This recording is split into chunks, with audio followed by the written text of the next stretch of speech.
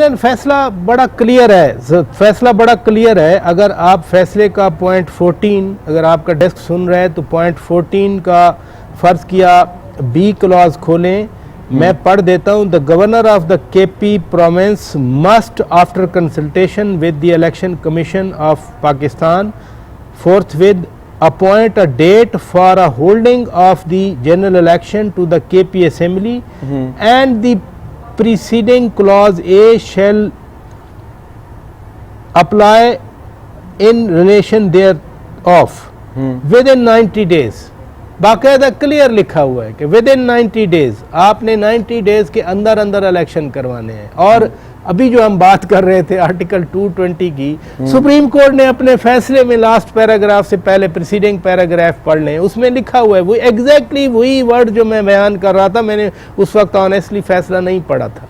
वो आइन में 220 आर्टिकल 18वीं तरमीम में डाला गया था। बहुत सारे लोगों को अभी पता नहीं है इस चीज़ का, लेकिन सुप्रीम कोर्ट के आज के फैसले में उसको डिस्कस किया गया है कि इलेक्शन कमीशन ऑफ पाकिस्तान अपनी ये वाली पावर इस्तेमाल करते हुए इन इलेक्शन को 90 दिन के अंदर इंश्योर करे। तो मेरी submission from the very beginning यही है कि सुप्रीम कोर्ट का फैसला बाइंडिंग है, 90 दिन के इलेक्शन अंदर इलेक्शन होने हैं।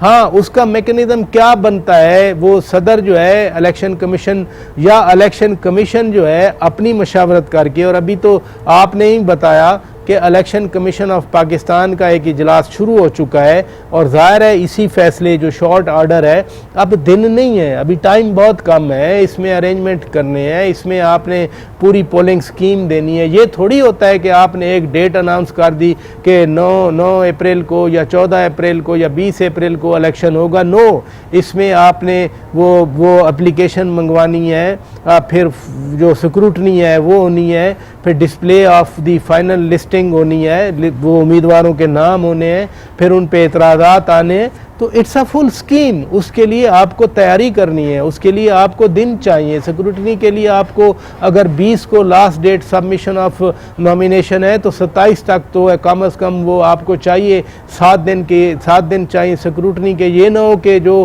टर्म्स एंड कंडीशन हैं इलेक्शन लड़ने की उनकी वायलेशन में किसी उम्मीदवार को जो है आप एलिजिबल करार दे दें और बाद में फिर ट्रिब्यूनल्स के लिए अज़ाब बनता रहे। तो इस पूरी स्कीम को बनाने के लिए इलेक्शन कमीशन को एक्ट तो करना होता है, तैयार तो रहना होता है। और इलेक्शन कमीशन खुद भी कहता है कि हाँ हम तैयार हैं कि कभी भी इलेक्शन हो जाए। मरदमशुमारी का जो मामला है, 98 में हमारी मरदमशुमारी हुई थी, उसके बाद एक मरदमशुमारी हुई और आप खुद कराची में बैठे हैं, क्या हाल हुआ है उस मरदमशुमारी का। शुड दैट मीन के इलेक्शन नहीं होने चाहिए जब तक मरदमशुमारी किसने करवानी है? फेडरल गवर्नमेंट ने करवानी होती है। अब डिजिटल मरदमशुमारी शुरू हो रही है, तो हम एक काम की वजह से जो वाइटल एक काम है जो कि डेमोक्रेसी की एग्जांपल आपने खुद पढ़ के सुना दी कि इलेक्शन है, इलेक्शन के बगैर कौन सी डेमोक्रेसी होती है? इलेक्शन के बगैर कौन सी सियासी जमातें होती हैं? इलेक्शन में हिस्सा लेने से जो सियासी जमातें डरें, सियासी जमातें इलेक्शन में हिस्सा लेने से अपने आप को बचाएं, तो वो फिर बेहतर है वो सियासत ही ना करें। इलेक्शन इसी तरह इंपैरेटिव पार्ट ऑफ डेमोक्रेसी है जिस तरह के बाकी डेमोक्रेसी के एलिमेंट्स हैं। इलेक्शन ही तो है जो मुझे हक देता है सिटीजन ऑफ पाकिस्तान को to hold accountable the governments. अगर हुकूमतों का डेमोक्रेसी में एहतसाब करने का आवाम का अख्तियार ले दिया जाए, जब हम कहते हैं पाकिस्तान के आइन में हाकमियत का हक अल्लाह के बाद आवाम के पास है, वो एग्जैक्टली यही मतलब है कि जब आप इलेक्शन कराएंगे एक एक दरवाजे पे उम्मीदवार को जाना पड़ेगा, उस वक्त लोग उससे क्वेश्चन करेंगे मैंने आपके लिए वोट दिया था 5 साल पहले, 4 साल पहले, 3 साल पहले, 2 साल पहले, आप बताएं मेरे लिए आपने क्या किया, हमारे इलाके में ये प्रॉब्लम थी, आपने क्यों नहीं ऐसा किया। तो ये हक इस्तेमाल होता है नहीं होता ये अलहदा बात है, लेकिन जो हाकमियत का हक है आवाम का वो तो इसी वोटिंग प्रोसेस में है। तो आज सुप्रीम कोर्ट ने ये फैसला दे दिया है 90 दिन के अंदर इलेक्शन होना है। सदर ममलिकत ने इलेक्शन कमीशन की कंसल्टेशन के साथ पंजाब की डेट देनी है। आपको मैं ये भी याद करा दूं कि इलेक्शन कमीशन ने तो प्रपोज कर दी थी डेट्स, खैबर पख्तूनख्वा में भी डेट प्रपोज की थी, पंजाब में भी डेट प्रपोज प्रपोज की थी। हम बैठकर इलेक्शन कमीशन पे डाल दें कि इलेक्शन कमीशन तैयार नहीं है, हम बैठकर सूबाई हुकूमत पे डाल दें। कल ही वज़ीर आला पंजाब मोहसिन नकवी साहब कह रहे थे कि जब भी हमें हुक्म मिला इलेक्शन करवाने का, हम इलेक्शन करवाने के लिए तैयार हैं। सब तैयार हैं, अब डेट आ जाएंगी, इलेक्शन हो जाएंगे। ठीक है, मुनीस से आपकी तरफ बढ़ूंगी। मुनीस, जिस तरीके से कहा जा रहा है कि 2-3 की अक्सरियत से जो है ये इख्तलाफी नोट भी 2 जजेस ने पेश किया और 3 की अक्सरियत से जो है फैसला सुनाया गया। 2 इख्तलाफी नोट जो कि जारी किए गए हैं और 4 जजेस पहले ही जो है वो अलग हो चुके हैं। अगर इसको देखा जाए तो इसका जो आज सुप्रीम कोर्ट का फैसला आया उस पर कोई असर पड़ सकता है? शौकत राजा साहब आप बताइएगा, क्योंकि जो इख्तलाफी नोट की बात की जा रही है, 2 इख्तलाफी नोट, आपने भी कहा कि 4 पहले ही अलग हो गए, 2 इख्तलाफी नोट आए, 6 जो है वो फौरी तौर पर जो है वो डायरेक्शन ज़्यादा बन रही है जजेस की। तो अगर हम यहाँ देखें कि 3 की अक्सरियत से फैसला सुनाया गया तो इसका असर पड़ेगा कोई? नहीं, इसका कोई असर नहीं पड़ेगा, क्योंकि इवन डिवीजन बेंच का फैसला जो है वो भी बाइंडिंग है और जजेज ने अपना अपना माइंड दिया है। 9 मेंबर बेंच जब बना था, 4 अलहदा हुए, तो फिर 5 रिकॉन्स्टिट्यूटेड बेंच है, तो वो बाय ऑल मीन वो वैलिड बेंच है, उसकी कॉन्स्टिट्यूशनैलिटी और लीगैलिटी जो है दैट इज एक्सेप्टेड। इस वजह से तो ये बेंच कंटिन्यू किया और इस बेंच के सामने बड़े बड़े वकील पेश हुए जाकर, attorney general barrister Syed Ali Zafar साहब पेश हुए, बैरिस्टर खालिद इसाक साहब पेश हुए, पंजाब से आए हुए थे गवर्नर के वकील वो पेश हुए, इलेक्शन कमीशन वाले वकला पेश होते रहे। तो बेंच की अगर आप कॉन्स्टिट्यूशनैलिटी या लीगैलिटी मुझसे पूछना चाह रही हैं तो दैट्स एक्सेप्टेड वन। हाँ, जो जजेज अलहदा हो गए, 4 जजेज ने पहले, 2 ने इस वजह से कि उन पर एतराज़ था और बाकी 2 मुअज़्ज़ज़ जजेज ने समझा कि हमें सुओ मोटो लेने पे एतराज़ है या सीनियर जजेज जो हैं वो शामिल नहीं किए गए इस बेंच में, उन पर उनके शामिल न करने पर हमें एतराज़ है, वो अलहदा हो गए। 3-2 का जो फैसला है, हम कहें कि जी ये चूंकि 2 जजेज ने आज फिर इख्तलाफ किया और 3 जजेज ने फैसला एक जैसा दिया, तो वो डिवीजन बेंच का फैसला भी एज इक्वल होता है जैसे कोई कंसेंसस वाला फैसला हो। तो मुझे कोई डाउट नहीं है इस फैसले की लीगैलिटी या कॉन्स्टिट्यूशनैलिटी में। ये ज़रूर एतराज़ रहेगा जो मैं भी बयान कर रहा था आपके सामने कि 4 पहले चले गए थे, 2 बाद में चले गए थे, फिर 2 जजेज ने आज इख्तलाफ किया। तो अगर ओरिजिनल 9 वाला बेंच देखा जाए तो उसमें से तो 3 जजेज का फैसला है, लेकिन टेक्निकल पॉइंट्स पे आए तो ये 5 में से 3 ने एक फैसला दिया है, 2 ने दूसरा फैसला दिया है, लिहाजा इसका लीगल जो वैल्यू है दैट्स बाइंडिंग वन।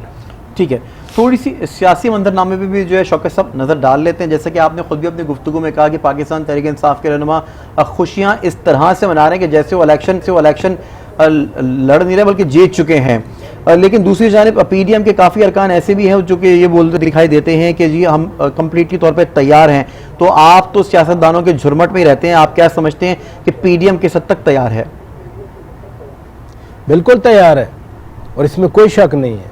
और मैं आपको 193 की एग्जांपल दूं, NA 193 में अभी 2 दिन पहले बाई इलेक्शन हुआ, मोहसिन लगारी साहब ने 70-80 हज़ार वोट लिए और आमिर लगारी साहब ने 53,000 वोट दिए। अगर मेरी ओपिनियन मांगे आप तो जो 53,000 वोट है वो बहुत वोट है। आमिर लगारी का वो हल्का नहीं है, जो अवैस खान लगारी का हल्का है वो चोटी ज़ेरी, फोर्ट मनरो और ऊपर वाला इलाका है, पहाड़ वाला इलाका है। ये तो उनकी कॉन्स्टिट्यूंसी नहीं थी, बगैर किसी कॉन्स्टिट्यूंसी के होते हुए वो 53,000 वोट ले गए, नंबर 1। नंबर 2, PMLN का साउथ पंजाब में 53,000 वोट और वो भी उनका कैंडिडेट भी एक नौजवान, कोई किसी ने जाके कंपेन नहीं की। आपने देखा 193 में कोई मरियम नवाज शरीफ साहिबा गई हैं, मियाँ शहबाज शरीफ साहब गए, हमजा शरीफ गए, नो। मोहसिन लगारी साहब सेनेटर बने थे 2007 में, वो एक्टिव पॉलिटिक्स में रहे, अभी वो पंजाब में परवेज़ इलाही की हुकूमत में वज़ीर ख़जाना थे, वो एक्टिव रहे हैं। आमिर लगारी को तो मैं पहली दफ़ा मैंने देखा कि ये नौजवान जो है ये इलेक्शन लड़ रहा है, तो वो इलेक्शन 93 का रिज़ल्ट मेरे हिसाब से ऐसा ही आना था जैसा आया। लेकिन मेरे लिए हैरान कुन बात यह है कि शायद नून लीग को भी इस बात का एहसास नहीं है। नून लीग बिल्कुल नहीं सोच रही कि 53,000 वोट मिल गया एक नौजवान को जिसका वो हल्का ही नहीं था, इसलिए सब लोग तैयार हैं। और ये एक बड़ा सरप्राइज होगा जब भी पंजाब का इलेक्शन होगा। पीटीआई जाहिर है अपने जो बन पा रहा है, पीटीआई के अंदर ये है कि हम ना भी इलेक्शन लड़ें तो हम जीत जाएंगे। वो एक मैक्सिम पाकिस्तान की पॉलिटिक्स में है कि खंबे को भी टिकट दें तो खंबा भी जीत जाएगा। मुझे ऐसा होता नजर नहीं आ रहा, न साउथ पंजाब में ऐसा होता नजर आ रहा है, न सेंट्रल पंजाब में, और न यहाँ नॉर्थ पंजाब में पिंडी रीजन में मुझे ऐसा होता नजर आ रहा है। लोगों ने अपना अपना जो है वो काम अपनी कॉन्स्टिट्यूएंसी में, वो लोग किसी से बात करें वो अपने हल्के में फिर रहे होते हैं। लेकिन और जो शौकत साहब, ये हल्के की नून लीग politics है, कॉन्फिडेंट दिखाई constitution- क्यों नहीं दे रही है? क्या कहीं ना कहीं ये मियां मोहम्मद नवाज शरीफ को बहुत ज्यादा मिस कर रहे हैं ये लोग? इससे बढ़कर जो महंगाई है वो बैक फुट पे है, इससे बढ़कर वो जो मईशत है उस वजह से बैक फुट पर है। अगर महंगाई का इतना जोर नहीं होता, यानी ये जो मुआहदा हुआ आईएमएफ के साथ, महंगाई क्यों है? मसलन फ्यूल प्राइस की मैं आपको एग्जांपल दूं, पीटीआई ने जनाब इमरान खान के वजीर खजाना जनाब शौकत तरीन साहब ने आईएमएफ से एग्रीमेंट किया कि हम जितनी सब्सिडी है, यानी जो एडिशनल पैसे हुकूमत देती है, हुकूमत नहीं देगी, जितने का पेट्रोल आता है वो आवाम को मिल जाएगा। वो 80-90 रुपए की जो सब्सिडी थी वो तो पास ऑन कर दी एज अ प्राइस कंपोनेंट वो आवाम तक। तो महंगाई इस वजह से बढ़ गई। महंगाई बढ़ने में ना तो इस हुकूमत ने कोई एग्रीमेंट किया, वो एग्रीमेंट इनके गले पड़ गया। इसलिए तो कहते हैं ना कि ये बारूद की कानें छोड़ के गए, टनल छोड़ के गए उनके लिए। वो महंगाई इस वजह से बढ़ गई। वो जो मुस्लिम लीग नून ज्यादा आपको पुरजोश नजर नहीं आती, वो इसलिए कि महंगाई है। मसलन चिकन जो है वो 650-700 तक पहुंचा हुआ है।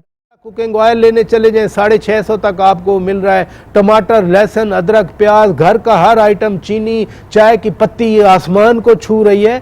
ये जो डिफेंसिव हैं या बैक फुट पे हैं या डरे हुए सहमे हुए हैं, ये इस वजह से हैं। लेकिन जब इलेक्शन में आप जाते हैं, हर ज़िले में, पंजाब की मैं चलें बात कर लेता हूँ, हर डिस्ट्रिक्ट में अंग्रेजों ने 3-3 फैमिलीज रखी हुई थी। वो फैमिलीज आज तक माशाल्लाह उसी तरह बाअसर हैं, उसी तरह इन्फ्लुएंशियल हैं, उसी तरह इलेक्शन में हैं। 46 में जिस फैमिली ने इलेक्शन लड़ा, आज भी उन्हीं का पोता जो है या नवासा वो असेंबली में बैठा होता है।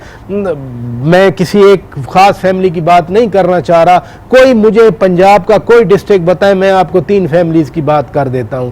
तो जब आप इलेक्शन में जाते हैं, फिर आप सिर्फ इलेक्शन के लिए नहीं खड़े होते, आपका पूरा फैमिली प्रेस्टीज, जो आपकी लोकल पावर है, पावर होल्ड है, वो आपका एट स्टेक होता है। तो फिर आप सब कुछ उसमें झोंक देते हैं। इसलिए इलेक्शन की डायनामिक्स में बात कर रहा था, वो बड़ी मुख्तलिफ होते हैं। जब इलेक्शन लड़ा जाएगा, मसलन अभी अक्टूबर में बाई इलेक्शन हुए, 6-7 सीटों पे इमरान खान लड़े।